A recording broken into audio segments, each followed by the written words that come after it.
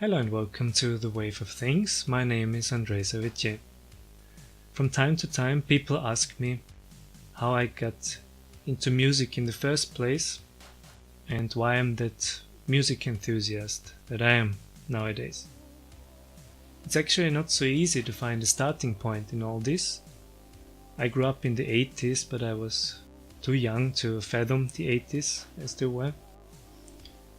My first music memory is maybe my father had a collection of classic music, Bach, Chopin, Beethoven, and I really enjoyed that. My parents sent me to piano lessons that I didn't enjoy so much at that time, but later they helped me quite a bit to make my own music.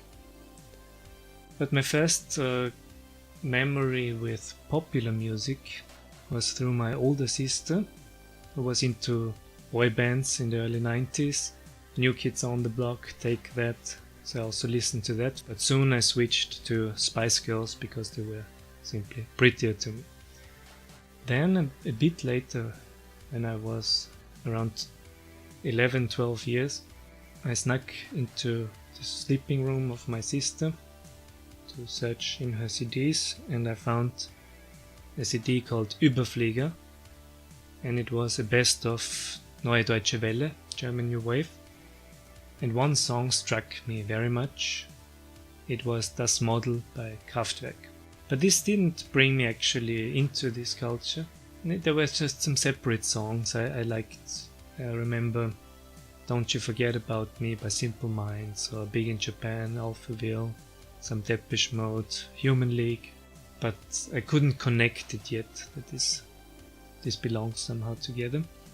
When I was around 14, my neighbor was a very alternative guy, also his parents, and one day we found the vinyl of Velvet Underground's Banana album, what they did together with Nico. And this was the first time actually music changed something in me. It was so different from everything else I heard before. Songs like Venus in Furs, All Tomorrow's Parties. And I got interested. So I dug the first time deeper into music. I wanted to find out more about the Velvet Underground. So I discovered Lou Reed, David Bowie, Iggy Pop, The Doors. The first song I learned on the guitar when I was 15, when I started to learn to play the guitar by myself, was The Passenger by Iggy Pop. And while the cool guys in school, they wanted to be like Kurt Cobain maybe at that time, or the guy from Green Day, our idols were Lou Reed and Jim Morrison. We also changed from our appearance. It was the first time I developed a kind of music culture. A bit later I found out about Placebo, maybe through Bowie. And my first girlfriend gave me a best of The Cure album. It was mostly the pop era of The Cure, Friday I'm in Love or so. But also A Forest was on there. So I discovered The Cure backwards, till I also found the gothic albums from the early 80s. At the same time I got into metal through my friends.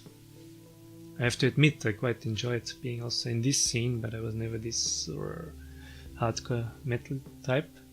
I had long hair though, and visited festivals. The music I listened to at that time became my guilty pleasure, because I didn't want my metal friends to know what strange music I listened to. So I listened to The Cure, Depeche Mode and Joy Division at home. So at the same time there was a television channel.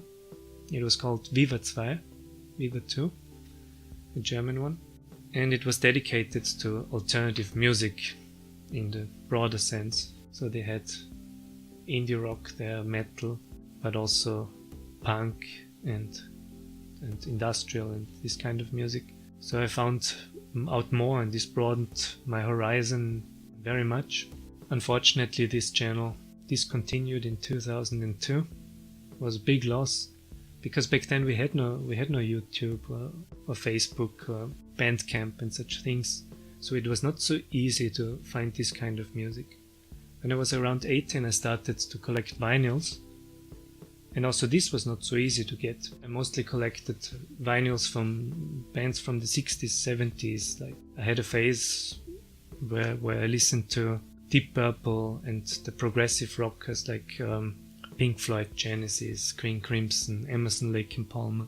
So I had a lot of vinyls from this and also still a lot of metal vinyls. But at one point I gave this collection away, sadly, but the person who has it now appreciates it very much, and that makes me happy too. And some years ago I started to collect vinyls again. When I moved to Ljubljana when I was 25, I was still a little bit a metalhead, but then I abandoned this because I got much more into the dark alternative kind of music. It was also easier in Ljubljana because before I was in Graz there was not much going on there. And if it was mostly about EBM or harsh electronica, which was not so much my thing. And in Ljubljana they had some classic gothic parties. And I got more and more into this scene till I also started to be a DJ there. I was DJing a lot in Ljubljana, and later I organized festivals, the steampunk fests in old factories, which was very interesting. This was a thing then, steampunk. And it was around that time when my friends told me, you know so much about music, you should write about this.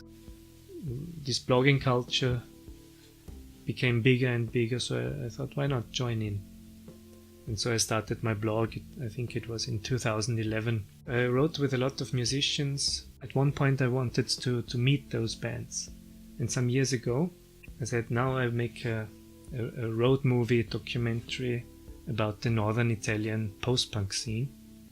And then we drove around interviewing bands.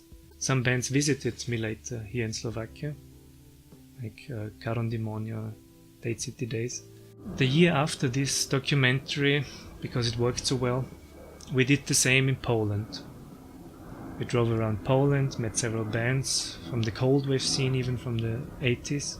And then I thought maybe it's time to go one step further and make a YouTube channel, just to see how it works. And at this moment in my life I think I prefer making those episodes instead of writing. From time to time I write, but I prefer this nowadays. And in the beginning I didn't know how long I will do it, but I'm still here and I still enjoy it very much. And now I'm quite nostalgic. I think I will put the Velvet Underground on. As always, thank you very much for watching. I'm also interested in your story. Maybe it's a bit similar to mine. See you next time. Cheers.